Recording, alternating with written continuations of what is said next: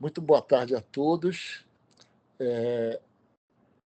Com muita alegria que nós iniciamos hoje com o portal Brasil Amazônia Agora, e na presença de dois ilustres nativos, né, da Amazônia, amazonenses, esse debate sobre bioeconomia. Né?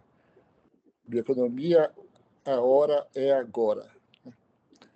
Então, esse evento tem o apoio do CIEAN, o apoio institucional, né, para qual o Augusto César e eu prestamos consultoria.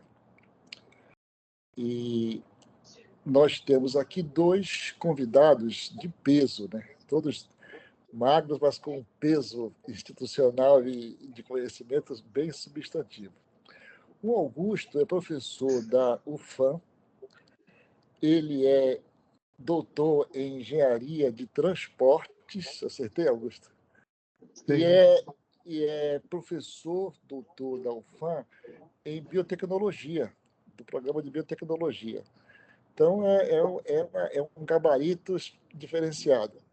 O Denis Benchimol Mineve é economista, ele é o CEO do Grupo Bemol, 81 anos de existência, vai para 82 esse ano, né, Denis? 82. Faz parte de um movimento pioneiro que trouxe para a Amazônia, um caminho bastante sustentável de economia e, além de tudo isso, o Denis é um padrinho, um mentor, né, um mecenas de startups. Perguntei há pouco para ele, são 27 startups em todas as áreas, inclusive, ou em especial em bioeconomia, e ele estimula no Impact Hub, é um projeto muito interessante, muito vibrante, e, entre outras, frentes de trabalho. Né? Eu estava falando também há pouco que o Denis é um empreendedor ambulante, no sentido de levar para o interior do Estado a sua vocação pioneira de negócios sustentáveis na Amazônia. O Augusto César tem sido o meu parceiro de escrevinhadura, além do Denis, né? Nós produzimos textos sobre essa conversa que a gente vai começar hoje. E esse encontro tem muita preocupação de mostrar por que a gente tem que olhar, se preparar como nativos para esse desafio de diversificar, adensar e interiorizar o desenvolvimento. Então, eu vou começar convidando o Augusto César para ele se apresentar e comentar o que ele acha importante para assegurar a bioeconomia em termos de infraestrutura, pelo menos, e da qualificação de pessoas.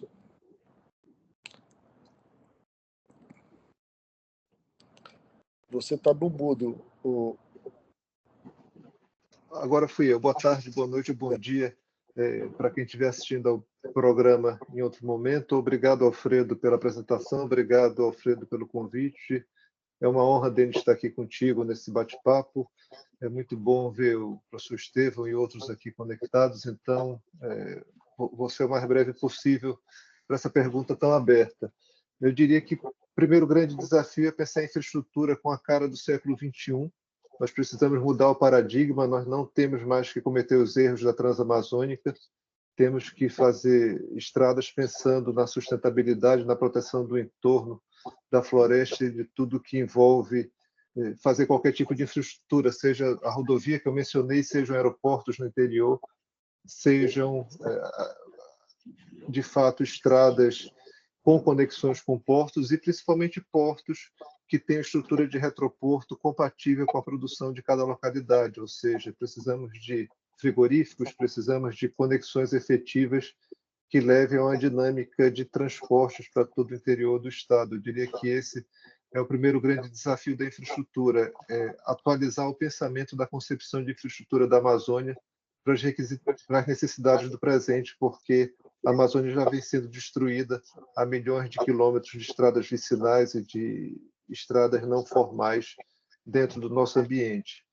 E o grande desafio que se coloca para a bioeconomia e para a biotecnologia, misturando um pouquinho as duas coisas, é que nós tenhamos a ciência e tecnologia local para fazer isso e tentar evitar, na medida do possível, que se faça algum tipo de greenwash usando a marca Amazônia, usando os recursos da Amazônia, usando as localidades da Amazônia, que seria realmente terrível, para que a gente não pense uma agricultura como já pensada e feita no Cerrado ou em outras regiões do Brasil, não se cometa o mesmo erro aqui para Manaus, porque por vezes eu vejo pessoas chamando a agricultura tradicional de bioeconomia ou de biotecnologia, e a gente precisa, de fato, transcender essas concepções do passado, tanto na construção da infraestrutura quanto na construção de uma economia associada ao verde da floresta, que pode ser muito maior com a agregação de valor de ciência, tecnologia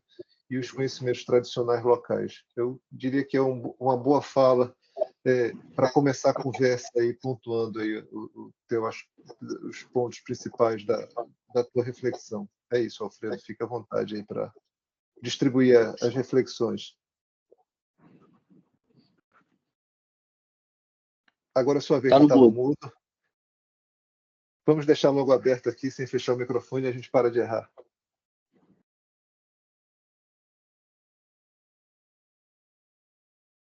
O jeito vai ser contigo, Denis. Se o Alfredo não tirar do mudo, você vai ter que comentar a minha fala enquanto ele se desenrola lá com o teclado dele. Pronto, já consegui. É um equipamento que não me pertence, então eu sou do iPad e do celular. Mas desculpa, Denis, a bola é sua, pode falar. Desculpa aí. Olha, eu primeiro deixa eu expressar a alegria de estar aqui com o Alfredo, Augusto.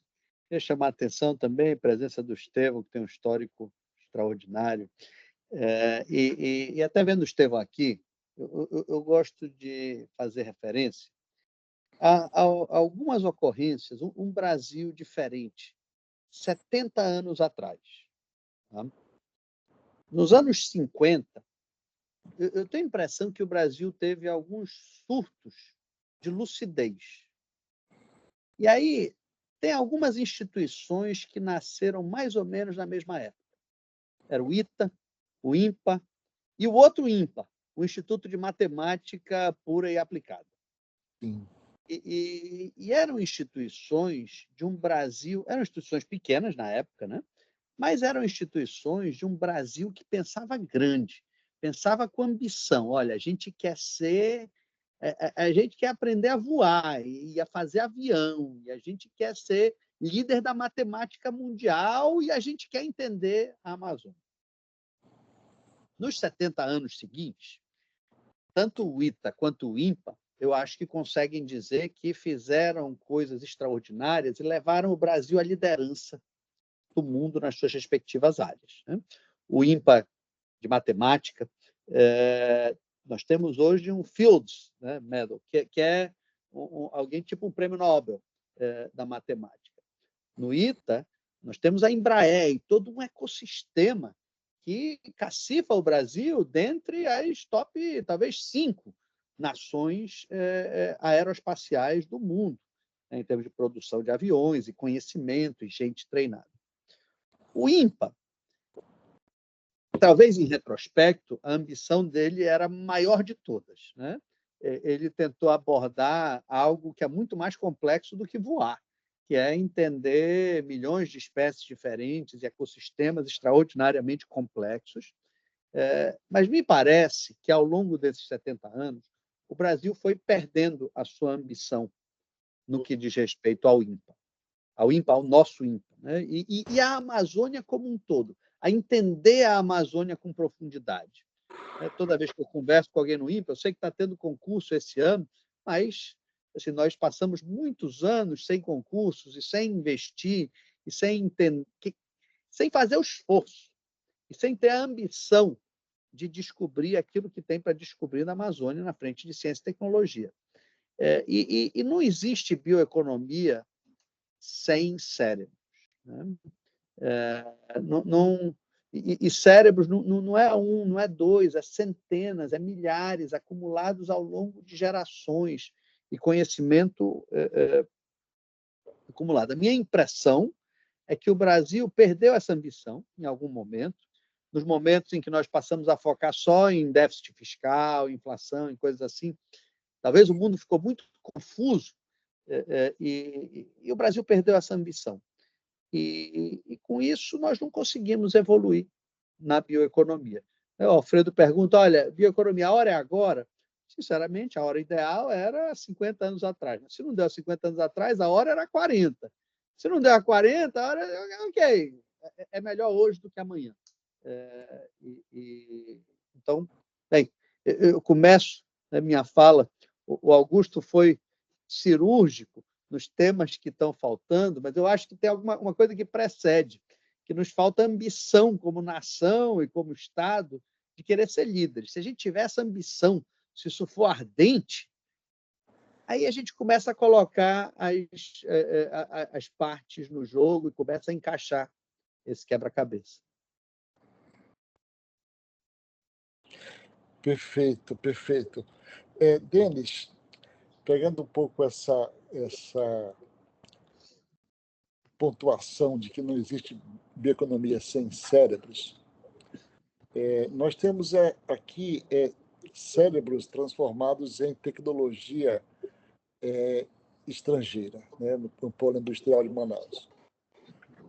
Nós pagamos um royalty significativo com equipamentos que foram produzidos em outros lugares, né?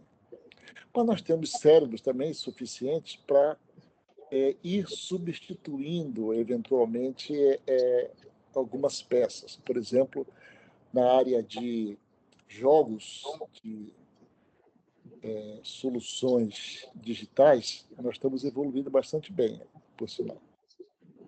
Mas, assim, nós temos problemas sérios aqui no Polo Industrial de Manaus. Nós temos demandas de resinas, né? Recentemente, tivemos um problema sério aí com as resinas importadas pela Zona Franca, e a Abiquim, que é a entidade da indústria química, veio nosso encalço de maneira injusta e até absurda, diríamos assim. Mas a gente tem soluções, né? Quando se fala no INPA, na Embrapa, quando você fala aí na própria UFAM, nós temos condições de atender às demandas de insumos e de soluções tecnológicas de maneira organizada, com soluções já prontas. Por exemplo, a fibra do curauá, que é um abacaxi da região que não tem fruto, é o primo do abacaxi, ele produz uma fibra apta a substituir a fibra de vidro. Você imagina, nós temos aqui na Zona Franca fábricas de motocicletas e de celulares. Ambos usam fibra de vidro. E essa fibra demora para degradar na natureza 1 milhão de anos. Então, é importante que a gente faça essa aproximação da demanda industrial com as vocações regionais. Então, o cérebro tem, estudos tem, só não tem uma liderança gerencial para caminhar na direção da floresta sem devastá-la, sem desmatá-la, para encontrar essas soluções. Como é que você vê isso? Eu queria também pedir do Augusto, como alguém muito ligado à indústria, que ele, na sequência da sua fala, que ele também se manifestasse sobre essas demandas da indústria para a gente fazer a bioeconomia como uma coisa para ontem, né? Bem, eu não gosto muito de falar de coisa que eu não entendo bem, né? Tu mencionaste a fibra de curauá, eu realmente não conheço, já ouvi falar e, pelo que eu sei, por exemplo, nós temos um exemplo de uma empreendedora extraordinária, a Mariana Barrella, lá da Tutiplast, que está tentando desenvolver a fibra de curauá para algumas aplicações plásticas, né? Eu acho que assim, as escolhas do que a gente vai desenvolver e como, é melhor deixar para os bons empreendedores e experientes nas respectivas áreas. Do que tu falaste, uma das frentes que, por exemplo, nós temos investido, nesse caso eu e minha irmã, é na frente de empreendedorismo científico. Se você parar para sonhar como é que deveria ser o INPA lá do Estevão daqui a 50 anos. 50 anos não, vamos olhar 2050. Tá? Como é que deveria ser o INPA? Assim, fecha o olho, imagina, olha, como é que vai ser? Vou dizer como é que eu sonho o INPA. Meu sonho para o INPA é um monte de pesquisadores diversos, indígenas, ribeirinhos, brancos, estrangeiros, brasileiros, um monte de milionários, porque descobriram soluções para resolver os mais diversos problemas do mundo. E o Brasil adquiriu um espaço assim, quase que diário na capa do Wall Street Journal, dizendo, olha, descoberta não sei o quê, da aranha não sei o que lá, de não sei o quê, alguma coisa desse tipo, constante. Bem, voltemos para 2023. Né? Em 2023, nós temos um pequeno fundo que busca oportunidades de empreendedores científicos, em geral, gente na ciência, que está pesquisando, e nós buscamos definir se alguma daqueles desenvolvimentos sendo feitos na banca tem alguma proximidade com o mercado. Nós temos alguns parceiros, por exemplo, a Natura, o Laboratório Axê e a BR Foods, que nos ajudam a avaliar. Eu não tenho a compreensão, por exemplo, de gêneros alimentícios, o que é interessante para uma indústria como a BR Foods. A área de P&D da BR Foods sabe.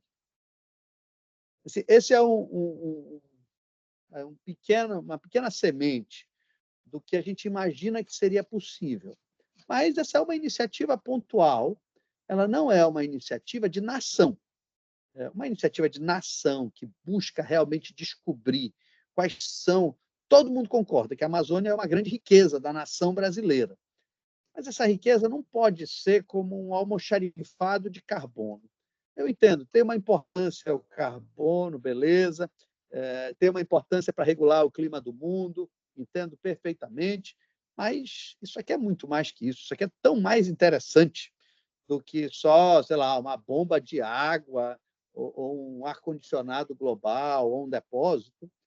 E a gente ainda não está com a penetração grande o suficiente, com os investimentos que são necessários. E são investimentos que eu acho que todo brasileiro concordaria que dariam retorno. A gente formar centenas de biólogos e cientistas de computação, até porque hoje em dia você não faz mais nada sem ciência da computação. Se você formasse milhares de engenheiros de logística, doutores que nem o Augusto, ok, temos um punhado, mas para você ser transformador, empreendedor e encontrar soluções, você precisa de um monte de gente testando, um monte de gente dando errado e algumas dando certo, e algumas dando certo tão espetacularmente que transformam a nossa economia. Está no mudo. Não tire do mudo. Pronto. Augusto, como é que você vê essa leitura do Denis? Eu adoro essa leitura. Eu entendo que o caminho é esse.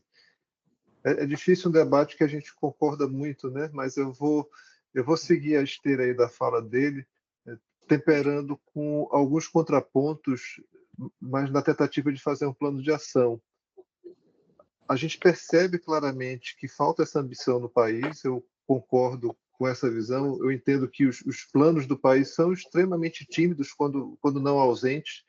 A gente vem aí de algum tempo com orçamento zero para pesquisa na biotecnologia na região amazônica, então isso é o típico financiamento de fundos públicos para esse início da ciência, para essa pesquisa básica, e a gente tem um ambiente de negócios, e é interessante estar aqui no centro da indústria, que com muita recorrência a gente vê uma visão industrial fazendo contrapontos contrários à pesquisa básica, e de fato fazer ciência na Amazônia é fazer pesquisa básica.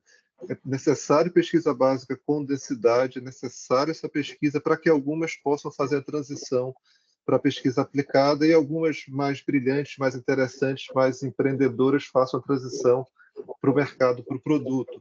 Eu não consigo perceber como fazer ciência, tecnologia e inovação na Amazônia sem essa pesquisa básica. Então, é preciso sim essa ambição, e essa ambição que traga gente do mundo todo. Eu adoro essa percepção do Denis. Tínhamos um amigo em comum, o professor Enio Candotti, que a gente dialogava bastante, falava sobre essa necessidade de atrair pessoas para cá, para a região de todos os lugares do mundo, como foi feito em outros laboratórios de física no sudeste do Brasil. E a gente tem uma experiência de sucesso grande com o INPA da matemática, da tua fala, Denis, que fez isso, trazendo pessoas de fora. Nós começamos, ensaiamos isso com o INPA, mas é muito tímido, é tudo muito pequeno. A gente tem uma enormidade que é a Amazônia, a gente lida com ela como se fosse uma coisa super simples, como se fazer da transição da pesquisa básica da copaíba, do açaí, ou vi alguém da Bertolini aqui conectado, até as conexões que levem à produção e à produtividade de tudo isso como fármaco, de tudo isso como um produto alimentício. É muito esforço ao longo de muito tempo. E, é claro, com o acesso da computação, com as ferramentas de inteligência artificial, isso pode caminhar de outra forma, e deve caminhar de outra forma no século XXI. Eu diria que o grande desafio, primeiro, é transformar, além dessa percepção de país, de ter essa ambição pelo desenvolvimento da Amazônia, concordando com ele, a gente precisa começar a transformar a percepção das lideranças empresariais, as lideranças sociais da Amazônia, para reconhecer esse valor e reconhecer essa possibilidade, essa necessidade da pesquisa científica básica para a compreensão da Amazônia, atraindo, sim, redes de pesquisadores do mundo todo, integrando com o conhecimento tradicional que nós já temos aqui conectados. Eu acho que isso é um belíssimo sonho deles. Eu adorei, eu quero saber como é que a gente se junta para construir esse plano de ação. Outro ponto que eu gostaria de destacar da fala do Denis é a questão do foco menos financeiro e mais em desenvolvimento. A gente se perde com muitas discussões tolas financeiras. Então, como formular esse plano de ação? Que tal, Denis, depois de endossar a tua fala, 99%, temperar com outros 4%, que tal se a gente fizesse um plano de ação para a ciência, tecnologia e inovação para a Amazônia, para que a gente possa construir em 24 anos ou 26 anos esse INPA dos sonhos? Porque a gente tem outras instituições que podem ter a liderança do INPA. A gente tem o CBA, que foi colocado mais recentemente, nós temos a UFAM, nós temos a Rede Bionorte como um todo, que integra um programa com várias universidades federais e estaduais discutindo biotecnologia.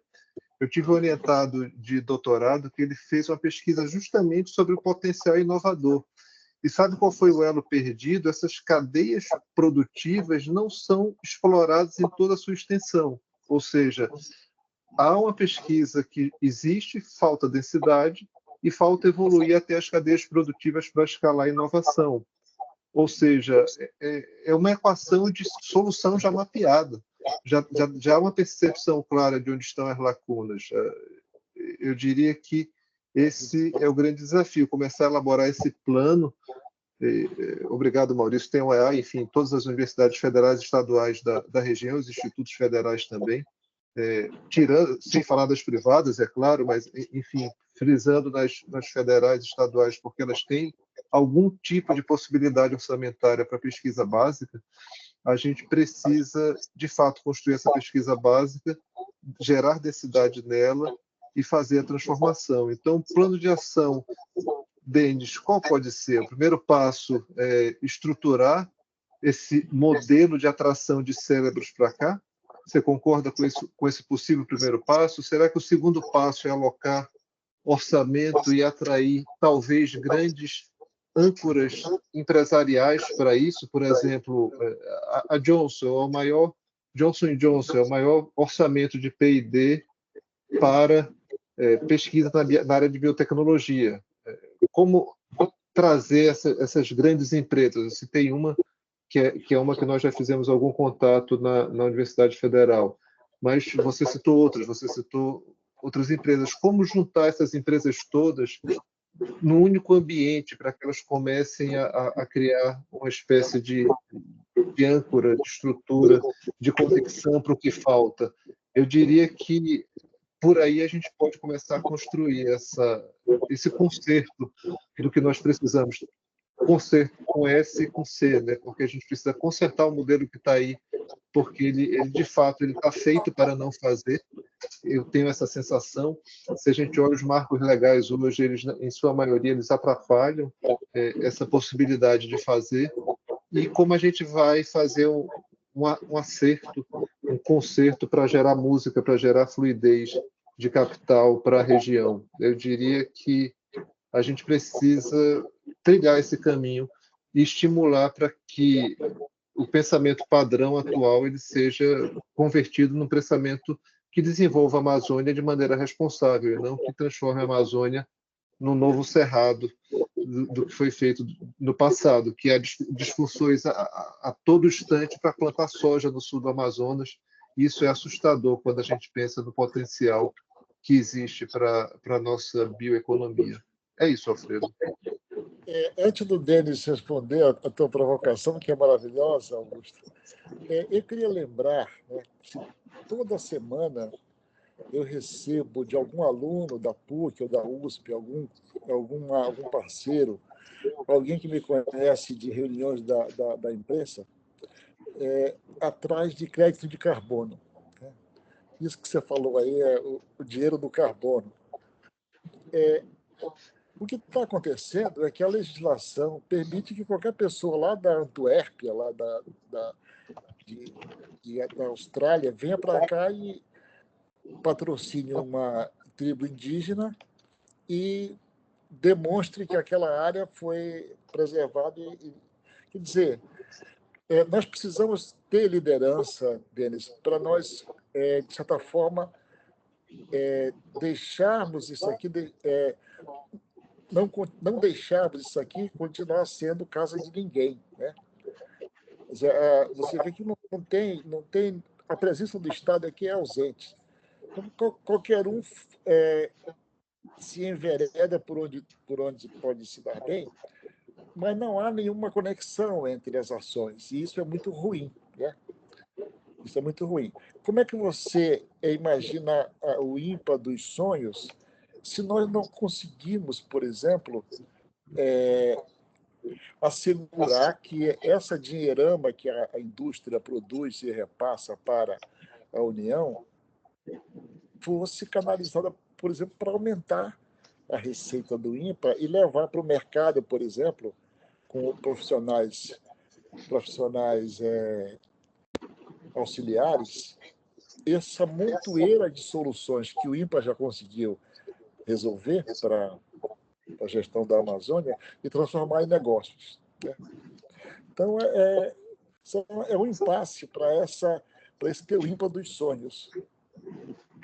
Bem, deixa eu tentar abordar aqui. São muitas provocações ao mesmo tempo. Né? Eu fiz várias anotações, então vamos por partes. Né?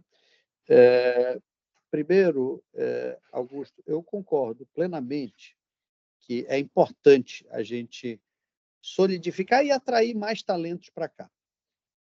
Mas eu prefacio isso dizendo o seguinte: não tem nada de errado com o DNA do caboclo amazônico. O caboclo amazônico pode competir com qualquer um no mundo, se dado as ferramentas, se dado o estudo e as oportunidades. A gente não deve nada para ninguém. Eu gosto muito, e acho que nós temos exemplos aqui.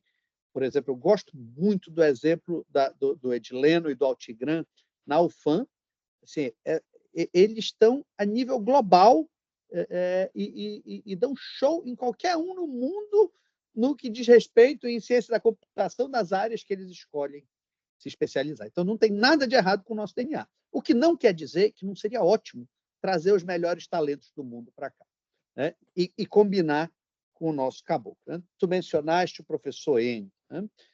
Que faz falta. E o professor Enio, eu tenho algum orgulho de, na época do governo, a gente ter tentado implantar uma política assim e ter conseguido trazer ele para cá. Mas outras gerações trouxeram outros especialistas também extraordinários, né? Eu vou apontar aqui o Spartaco, também na UFAM, e uma das startups às quais nós investimos é um professor na UFAM, chama Edgar Sanches. Ele é um professor da engenharia química, que veio da Federal de São Carlos, agora é professor aqui, tem feito um trabalho extraordinário. A BR Food, quando viu o trabalho dele, disse, olha, isso aqui é fora de série, e nos encorajaram, olha, vocês devem investir nisso aqui, porque isso aqui é um trabalho de altíssima qualidade, e nós hoje somos investidores dele, e numa iniciativa bem promissora de crescimento. Opa! Não, alguém? Opa. Bem, vou continuar aqui. Na concepção de instituições, o próprio INPA, a concepção do INPA, tinha uma série de estrangeiros naquela primeira iteração do INPA, a Embrapa, nos anos 70, né, os americanos, também no ITA, né, o primeiro reitor do ITA, se eu não me engano, foi um americano e passou muito tempo. Nós buscamos, sem vergonha nenhuma, de dizer, olha, onde é que é o melhor especialista do mundo? Vamos trazer ele para cá, vamos atraí-lo para morar no Brasil e ser transformado. Sem xenofobia. Sem xenofobia, exato.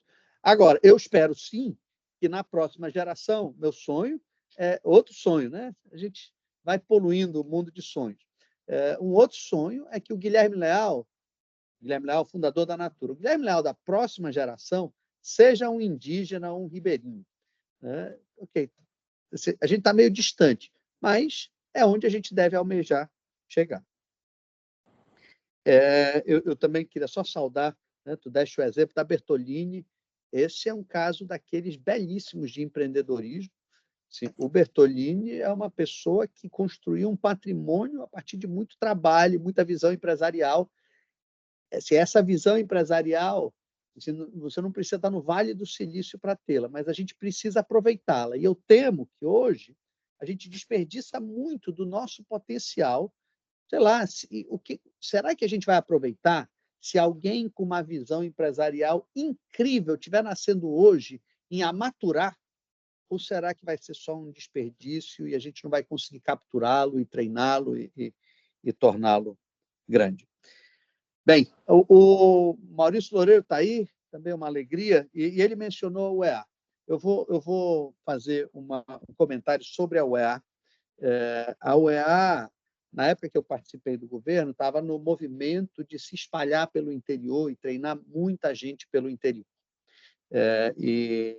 Primeiro, era um movimento de licenciatura para formar professores, mas numa segunda interação, formar mais profissionais no interior. O que eu vejo 20 anos depois de ter saído do governo? Tristemente, o que acabou acontecendo é que os melhores profissionais não ficaram lá. Os melhores profissionais ou vieram para Manaus ou acabaram indo para São Paulo. Nós não tivemos a capacidade de reter pessoas no interior e, às vezes, nem no Estado. Então, quando o Augusto me pergunta um roadmap, qual é o plano, eu listo 3 coisas, e uma delas é a gente acertar em ter boas cidades. Nós não temos boas cidades. As pessoas não querem viver nas nossas cidades. Quando elas veem as oportunidades do mundo, muitas delas acabam escolhendo sair daqui. É muito difícil reter no interior um engenheiro, um médico, um profissional de primeira linha. Mesmo Manaus, né, o grau de violência das nossas cidades, nós não acertamos. Eu não estou dizendo que é fácil, certamente é bem difícil ter cidades atraentes, Mas, se você quer construir uma bioeconomia, você tem que ser atraente para os melhores profissionais do mundo, e nós pecamos nessa frente. Uma segunda frente na minha leitura, o que é a maior oportunidade da minha geração. A Amazônia tem praticamente 500 milhões de hectares, dos quais 90 milhões estão desmatados. Isso na Amazônia brasileira. Né? Desses 90 milhões desmatados, cerca de 70 milhões de hectares estão mal aproveitados. Ou são terras degradadas, ou é aquela pecuária de baixa produtividade, meia cabeça de gado. Ninguém vai ficar rico desse jeito. E essa área é maior do que o território da França. Se a gente conseguisse, por exemplo, botar essa área para bom uso, boa produtividade, seja com uma piscicultura produtiva, seja com sistemas agroflorestais, assim, tem várias opções de uso de terras já degradadas. Não estou falando de novos desmatamentos. Sim, acabou o jogo, nós ficamos ricos e pronto. Então, nós temos oportunidade, mesmo com os recursos já disponíveis. É claro que seria melhor que houvesse um pouco mais de ciência para encontrar a produtividade dessas áreas, para encontrar uma forma de, por exemplo, produzir mais em sistemas agroflorestais concentrados e com grande diversidade de espécies. O mundo se especializou em estudar monoculturas. O mundo não sabe plantar uma área com 10 espécies diferentes, qual você planta primeiro, qual você planta depois, qual é o espaçamento ideal, qual é qual a semente, qual a seleção. Aqui tem muita ciência ainda a ser feita, mas já tem conhecimento bastante para a gente começar. Então, por exemplo, um plano seria o que eu chamo de rematamento. A gente vive falando de desmatamento, vamos falar de rematamento da Amazônia. Eu gostaria de entregar para a próxima geração mais Amazônia do que a gente recebeu. A gente recebeu 410 milhões de hectares, ok, vamos entregar 420, 430, 440.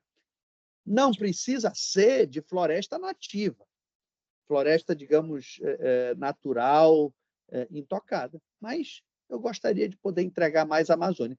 Para isso, você precisa de um plano de financiamento, sistemas agroflorestais é um exemplo, mas pode ser outras atividades, piscicultura, e o que quer que seja, ou mesmo integração lavoura, pecuária, floresta.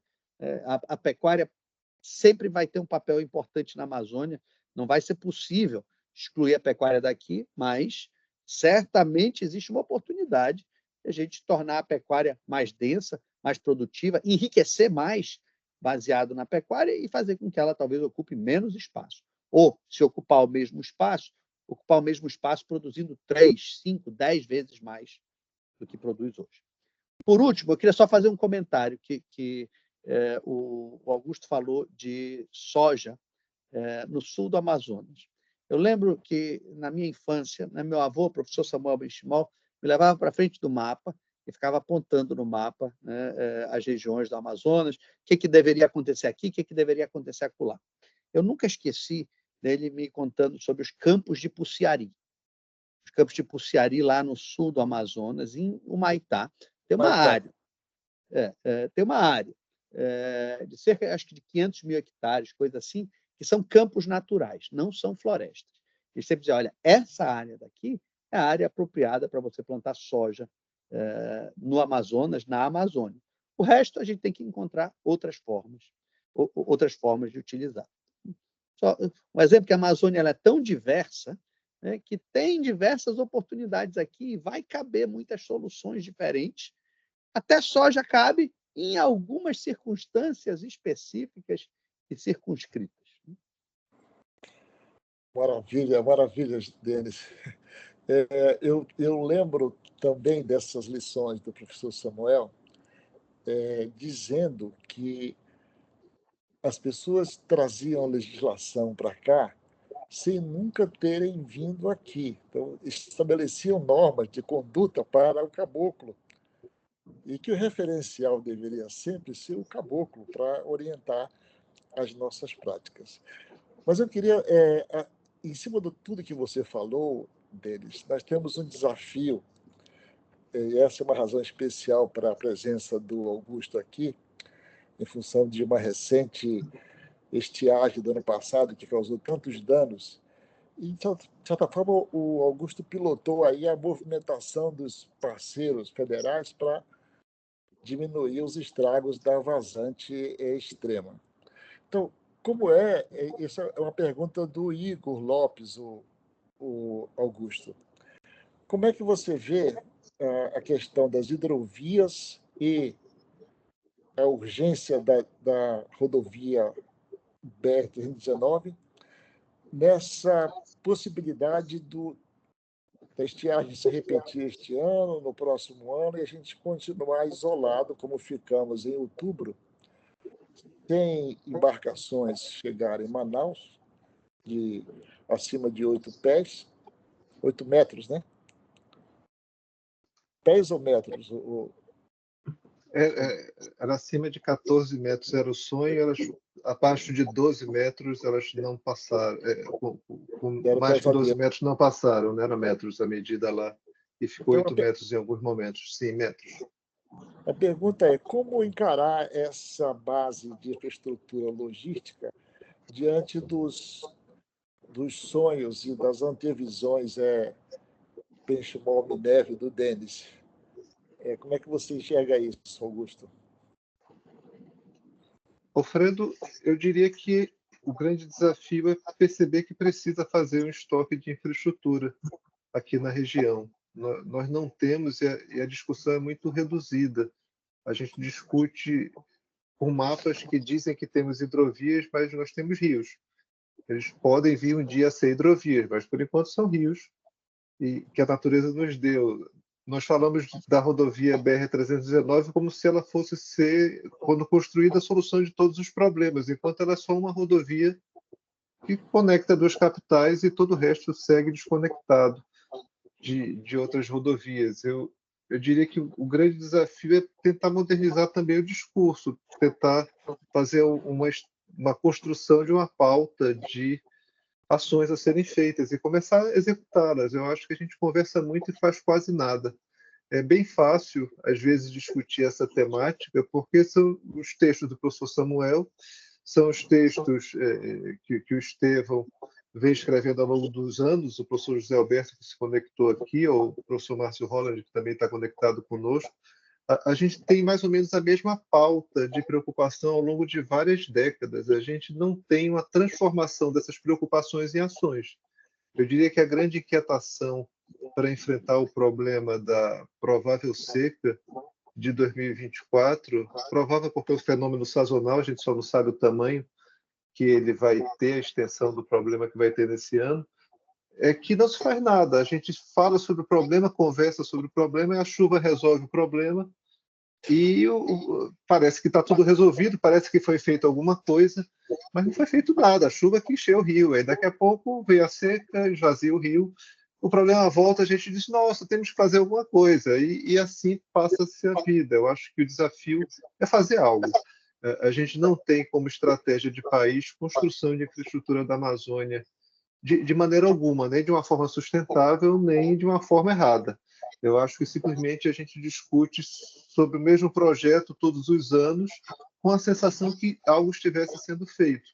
Eu lembro numa das conversas com o órgão regulador da área, com o DENIT, quando ele apresentou os equipamentos que estavam em uso para aquela intervenção na seca do ano passado, ele disse, olha, com esse equipamento, quem vai resolver é a chuva, não é o seu equipamento que vai resolver, esse equipamento está incompatível com o tamanho do problema. E aquele clima chato, clima enjoado, etc., azeda a relação, mas não resolve o problema. Eu diria que a gente tem que se debruçar sobre os problemas da região querendo resolvê-los, e não querendo só listá-los e não enfrentá-los. Eu acredito que esse é o problema com a infraestrutura. É necessário alocar orçamento, e é necessário executar o orçamento. O Denis, que foi do setor público muitos anos atrás, lembra dessa limitação. Você, como Estado, precisa alocar orçamento, mas precisa executar o orçamento. A gente na Amazônia nem aloca o orçamento, muito menos faz o plano e muito menos a licitação para contratar a obra. Eu diria que a gente está num problema severo de falta de priorização da Amazônia para a construção de infraestrutura e falta de métricas que demonstrem que isso não é feito, mas métricas que a sociedade cobre, métricas que o governo se comprometa nas instâncias federal e estadual com as soluções. Federal, no que diz respeito à infraestrutura das hidrovias, que é papel institucional do governo federal, e estadual, no que diz respeito a essa navegação de interior, da conexão com o interior do estado, das rodovias estaduais, que é uma grande oportunidade em várias localidades do interior do estado, várias pequenas conexões que poderiam ser feitas e gerar uma grande transformação no escoamento de produções que existem no interior do estado, como já está sendo feito em alguns lugares do Pará, por exemplo, com cacau, na produção usando cacau selvagem, já virou um centro expressivo de produção de cacau no país, com um valor agregado muito maior do que o cacau produzido de maneira tradicional pelo plantio. Então, Alfredo, me parece que a oportunidade é que se faça, porque de fato não se faz nada. A gente discute, delibera o problema, mas a gente não faz da transição, da deliberação do problema para ação. E tipicamente, os argumentos para não colocar em ação são argumentos sempre muito iguais. São os argumentos contrários à infraestrutura na região amazônica por uma questão ambiental. E aí coloca-se tudo a culpa no meio ambiente, mas, de fato, não se enfrenta a problemática do meio ambiente com as soluções que existem no século XXI. Então, sim, cabe a rodovia BR-319 e outras mais. Sim, cabe a hidrovia do Amazonas, mas cabem outras também, como cabem portos no interior, como cabem os retroportos apropriados. O plano de ação é bem fácil de perceber, mas é necessário que exista um esforço coletivo para que isso aconteça, porque senão a gente vai continuar deliberando sobre a BR-319 a cada ano, a cada troca de governo, ou o problema da seca quando esvaziar o rio perto de um recorde histórico. Eu entendo que a gente precisa transformar isso em ação efetiva. É isso, Alfredo. Entraste no mudo.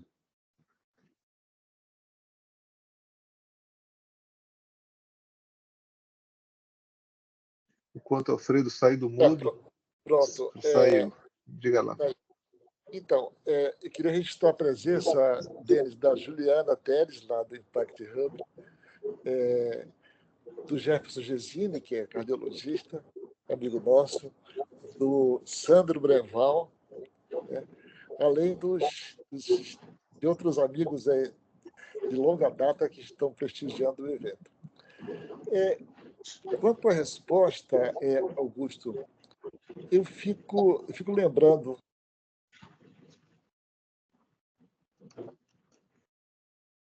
Opa, está no mudo de novo, Alfredo.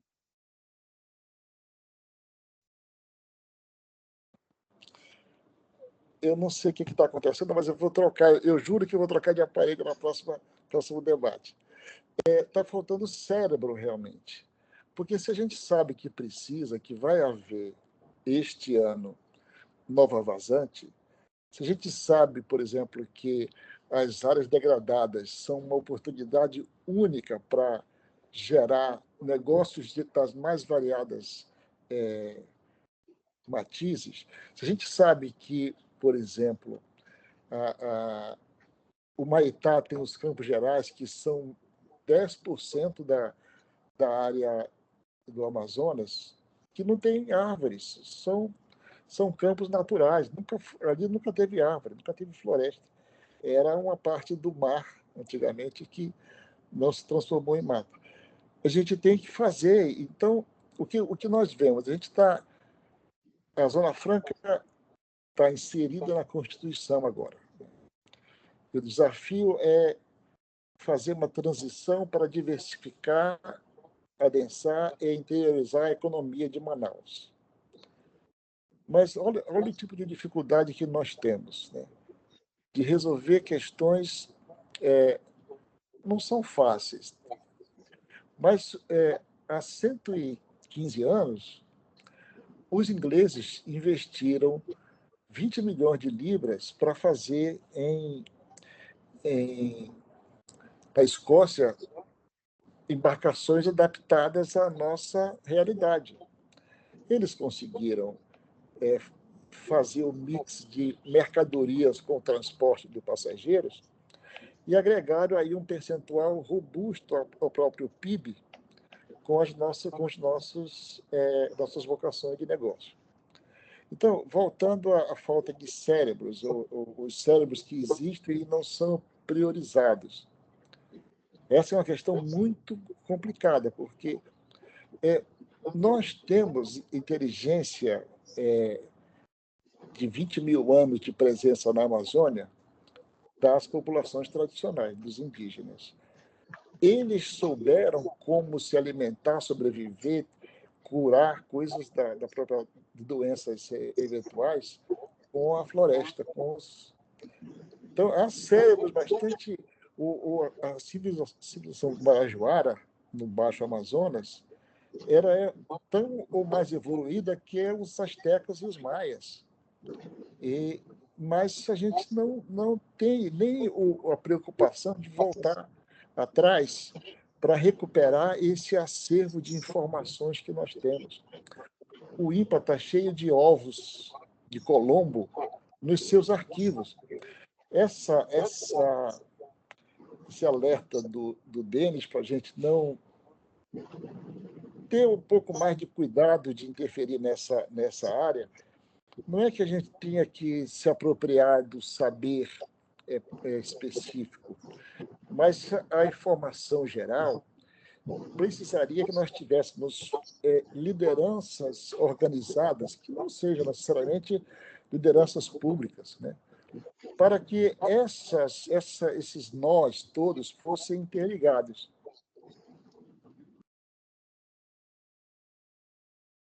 Opa, ficou no mudo de novo.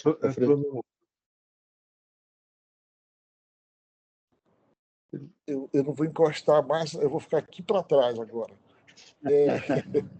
Essa costura dos... Mesmo ficando para trás, ele foi para o mudo sozinho, então. Há uma vontade própria no hardware. Pronto. Eu acho que vou colocar no meu celular. Bem, o que eu queria só concluir era a necessidade de uma lideranças naturais que usassem veículo de comunicação, por exemplo, para dizer, olha, recursos tem,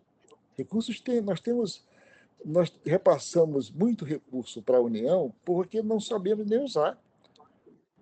Quando você fala, Augusto, que o poder federal não se faz presente para responder à questão logística, é porque não tem orçamento. E não tem orçamento porque não tem representação política capaz de dizer assim, olha, para 2025 nós vamos colocar para a logística da Zona Franca tantos milhões.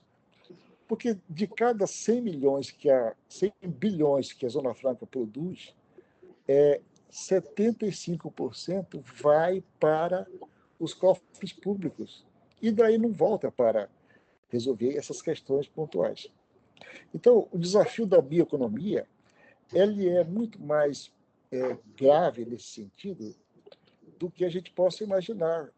Nós vamos vamos ter um novo fundo de sustentabilidade para a transição rumo à bioeconomia. E onde estão os projetos? E onde estão as atribuições ou divisão de responsabilidades? Como é que a gente vai sair do lugar? O Augusto ensaiou aí algumas premissas que eu achei bastante sólidas para a gente sair do lugar fazendo e colocando a boca no trombone. Porque fazer tem muita coisa sendo feita, tem muita atividade no interior já acontecendo. Mas olha só que contradição. As fábricas de pneus que existem em Manaus, elas compram somente 25% da demanda de látex vem da Amazônia, vem do Amazonas. O resto é comprado no Mato Grosso, na Bahia, em São Paulo, porque nós não temos uma política conectada indústria, comércio, agricultura, pecuária. É uma desarticulação só. Então, em cima dessa questão da desarticulação, eu gostaria de saber de vocês o que fazer. O que fazer? Eu começaria com o Denis. Qual é a sua opinião sobre isso, Denis? Bem, deixa eu tentar abordar. Eu fiz várias anotações também da fala do Augusto. Queria primeiro saudar que, durante a estiagem, o Augusto claramente foi uma liderança regional importante, lidando com um aspecto mais técnico que, às vezes, falta na nossa sociedade para lidar com o governo federal. Eu acho que esse exemplo é relevante. Algumas das coisas que a gente talvez esteja na hora de aceitar é que, primeiro, mudanças climáticas claramente estão ocorrendo num ritmo mais acelerado e a volatilidade do clima é, nesse momento, muito maior do que ela já foi no passado, muito provavelmente por causas humanas. Eu gosto de dar o exemplo que alguns dos maiores prejuízos da história da Bemol têm ligação com o clima. A estiagem do ano passado foi terrível. Nós precisamos gastar volumes enormes de frete para trazer mercadorias que, normalmente, um container que custa R$20.000, esses containers foram largados em Belém, nós tínhamos que dar um jeito de trazê-los para cá por um múltiplo do custo daquele container, e não foi possível repassar esse preço naquela altura para o consumidor. Então, um dos grandes prejuízos que nós tivemos ocorreu ano passado por causa da seca. E, de forma idêntica, em 2014, teve uma enchente no Rio Madeira que causou o maior prejuízo da história da Fogás. Na época, eu era diretor lá, e aquela enchente colocou uma planta industrial debaixo d'água, aquela água do Madeira, cheia de lama, destruiu a planta. Ela teve que ser completamente redesenhada. Então, eu digo isso porque agora, nesse momento, nós temos enchentes enormes no Acre, ao mesmo tempo que estamos lidando com uma seca dramática em Roraima. O Rio Branco, na frente de Boa Vista, está completamente seco. Tem um fiapo d'água passando no meio do rio. Então, nós estamos lidando. A Amazônia, muita gente acha que a Amazônia é causadora de mudanças climáticas. Ela pode ter um papel, acho que ainda limitado, dado o nosso histórico, dado que é a maior floresta preservada do mundo. Nós, definitivamente, alguém tem que sentar no banco dos réus do tema climático. Não somos nós. Nós somos importantes para a solução, mas nós não somos réus do que aconteceu até aqui. Nós somos mais vítima do que qualquer outra coisa. E esses eventos deixam claro o quanto nós somos vítimas e sofremos com frequência. O Alfredo toca desculpa, o Augusto tocou no tema do ano que vem. Ninguém sabe o tamanho da estiagem, mas é possível. Isso é uma seca histórica e com implicações muito mais complicadas do que as desse ano. Eu fiquei feliz de ver, pelo menos li na vinda do Alckmin aqui a Manaus, que ele já começou a debater dragagem de parte ali do Rio Amazonas. Não sei se é uma solução completa, mas eu fico feliz que muito antes da seca, esse já é um tema sendo discutido. Bem, um outro tema, a gente empaca em alguns temas, e o mundo ambiental também gosta de empacar em alguns temas específicos. Eu creio que esse é o caso com a BR-319. Olha só, algum tempo atrás eu desci a Serra, em São Paulo, lá pelaquela Anchieta, e tem umas rodovias lá super modernas, com guarda-rail dos dois lados, e não tem nenhuma vicinal e não tem nada. Então, assim, nós brasileiros já sabemos fazer estradas com guarda-rail, sem vicinais, basta algum grau de policiamento, e nós temos. Não tem nada no DNA brasileiro que impeça a gente de monitorar uma estrada, 800 quilômetros. Quantos policiais você precisa para policiar uma estrada? Eu estou de pleno acordo que não é desejável fazer na BR-319 o que aconteceu na Transamazônica. Não é desejável. Nós não queremos aquele nível de ocupação, nós não queremos o nível de desmatamento que aconteceu lá. não é desejável para a nossa sociedade, eu acredito. Mas nós precisamos, sim, de interligações e nós precisamos de formas de mitigar as mudanças climáticas. Uma das formas principais é ter uma válvula de escape de Manaus, uma forma de tornar Manaus acessível numa eventual seca dramática, que, se não acontecer esse ano, muito provavelmente vai acontecer em algum momento dos próximos 5 a 10 anos. Uma seca maior que essa, qual é a probabilidade? Obviamente, ninguém sabe, mas eu diria que não é menos que 10, 20, 30%. Por último, o Augusto e Alfredo tocaram no tema assim, um pouco da inércia da nossa sociedade, no que diz respeito ao tema de infraestrutura, mas nesse caso eu incluo ciência e tecnologia para a bioeconomia.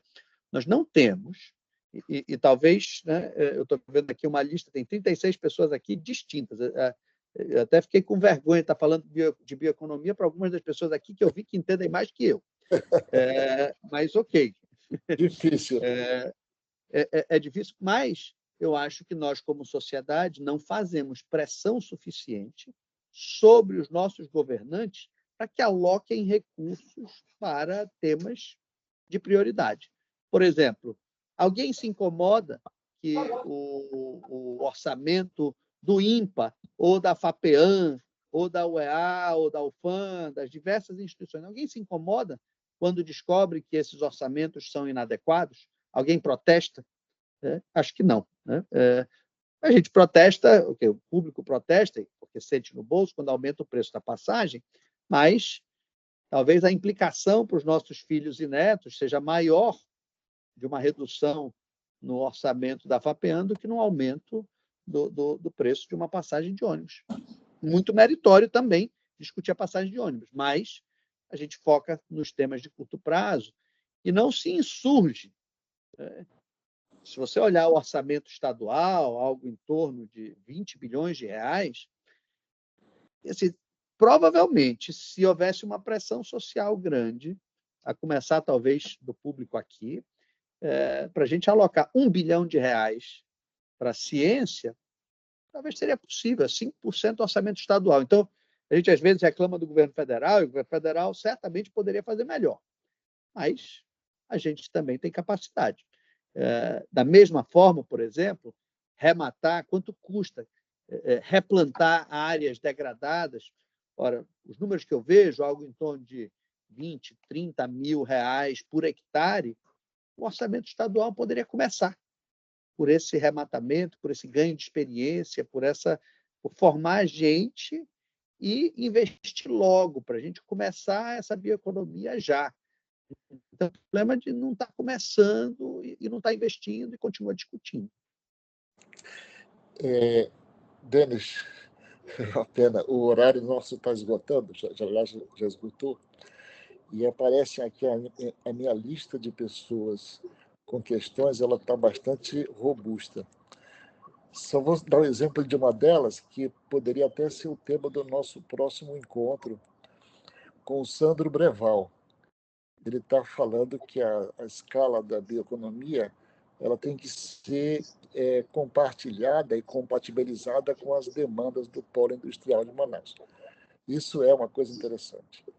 Mas o que me deixa gratificado com esse debate é que nós vamos fazer a decodificação das questões levantadas e, a partir delas, vamos fazer aí uma lista de discussões pontuais e estratégicas. Essa última sugestão do Denis, que é de atendendo um pouco o alerta do Augusto, é exigir, por exemplo, 1 bilhão de reais para a ciência e tecnologia. Ele falou 5, Alfredo. 5 bilhões? Ou foi 1 bilhão, Denis? Eu falei 1, mas eu não me incomodo com 5 também. É 5% então, que ele falou. 5% do orçamento, está certo, muito bem. Então, eu acho que, na mesma linha, as demandas emergenciais do Estado para logística caberiam mesmo o raciocínio. Então, eu queria voltar a vocês para as palavras finais e dizer que o nosso próximo encontro deverá ser daqui a 15 ou 20 dias, a gente não tem ainda uma agenda fechada, que dependerá dos convidados, mas teremos uma lista prévia e vamos interagir com as autoridades presentes, né, Denis? Os cabeções que estão aqui, para coletar muito mais as pistas desse debate que pretende cutucar, pelo menos, o poder público, que pretende cutucar os empreendedores, apontando os caminhos que nós oferecemos em abundância. Vamos começar pelo Augusto. Augusto, suas despedidas. Obrigado. Muita coisa ficou para a gente dar sequência em seguida. Obrigado, Alfredo, pelo convite e parabéns pela organização desse bate-papo. Obrigado, Denis, pela conversa. Eu fiz a provocação dos 5 versus 1 aí, para que a gente tente, de fato, transformar isso em ação. Eu diria que a alocação de recurso orçamentário é uma forma do setor público, de fato, se posicionar, porque as instituições elas já existem, elas podem dar respostas com esse recurso alocado, e claro que isso vai atrair, eventualmente, concursos, vai atrair, eventualmente, pesquisadores visitantes. Há várias formas de fazer esse desdobramento em ações, e isso atrairá, certamente, empresários, como o seu belo exemplo, já fazendo isso aqui na região, mas atrairá também empresários de outras regiões do Brasil e de outros lugares do mundo. Eu acredito, de maneira muito intensa, que a gente pode transformar isso em realidade se for mudado um pouco desse pensamento local nosso a respeito do que fazer e de como fazer. E o que fazer e como fazer tem uma boa pauta aqui dessa conversa, certamente, e é encantador ver as pessoas que estão conectadas. Eu compartilho da visão do Denis, que todas elas representam um grande conhecimento em vários aspectos. Se a gente conseguisse fazer uma reunião dessas mesmas pessoas que estão aqui, e há vários, eu não vou nem arriscar enumerar aqui quem são, porque todos valem muito a pena conversar um pouco sobre isso, mas se a gente conseguisse construir 10 ações a partir do que essas pessoas que estão aqui acreditam que seriam soluções, e colocar essas ações numa publicação, e isso virasse uma pauta de discussão e uma pauta de ações para políticas públicas e estratégias empresariais, há uma grande oportunidade. Tem uma publicação em elaboração no Centro da Indústria, junto com os vários coordenadores de comissão, dos quais eu me incluo nesse trabalho voluntário, que é discutindo a competitividade da indústria do Amazonas. E aí fica, Alfredo, um convite para você, se você quiser sintetizar, e um convite para você, Denis, como liderança empresarial, se você quiser sintetizar isso junto com o Alfredo, em separado, como um documento, eu gostaria de incluí-lo no documento em elaboração, que é o Caderno de Competitividade da Indústria do Amazonas. A gente está com um cronograma super apertado, mas tem total condições de incluir isso como um desdobramento de plano de ações. Quem sabe, começando a ficar registrado o que foi falado aqui no chat pelos participantes, os contatos posteriores que podem ser feitos contigo e com o Denis e comigo, fica franqueado o meu e-mail aqui, eu vou já colocar no chat, augusto@ufam. Quem quiser interagir para contribuir com essa publicação da discussão da competitividade da indústria do Amazonas, a gente pode inserir um capítulo sobre o potencial da bioeconomia, e isso será muito valioso para a construção do futuro.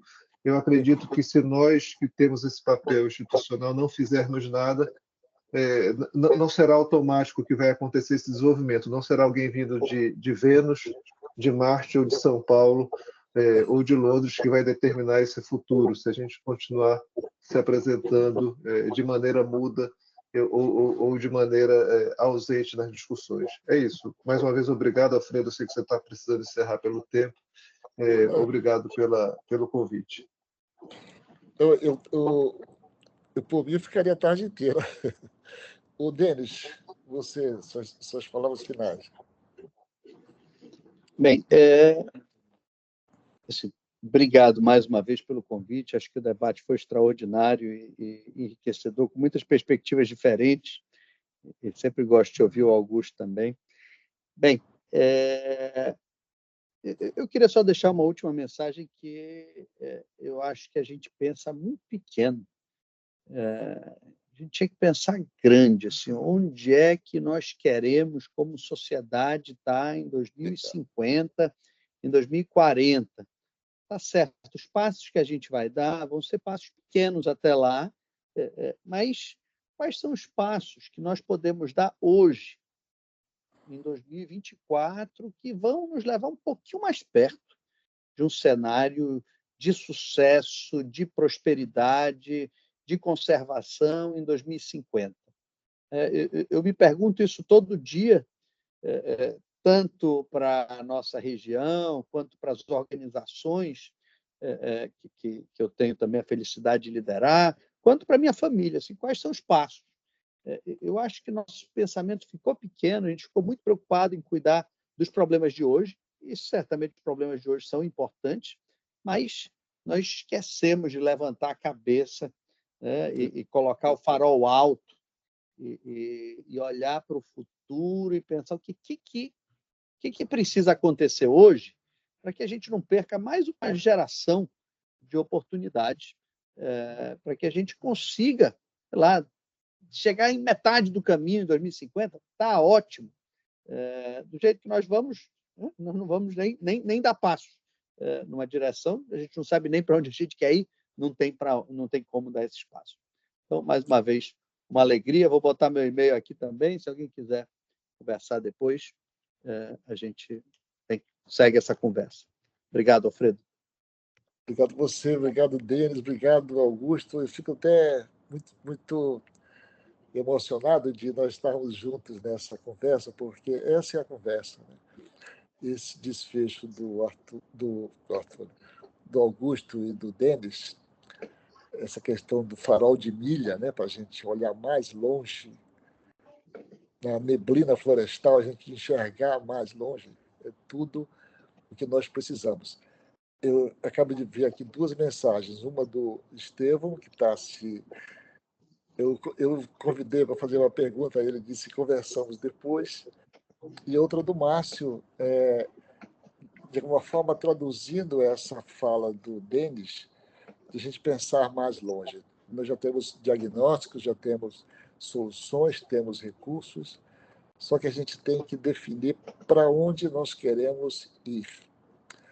Então, com essa reflexão, com essa interrogação, para onde é que a gente quer ir, eu encerro esse debate agradecendo muito vocês dois, que são amigos queridos e companheiros de batalha, né?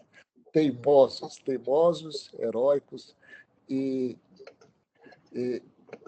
irrequietos, eu diria assim, para a gente sair do lugar e transformar esse montão de oportunidades que nós temos em prosperidade das pessoas, das pessoas que tanto precisam de uma virada de chave, uma vida melhor. Muito obrigado e até a próxima. Obrigado, Denis. Obrigado, Augusto. Tchau, tchau.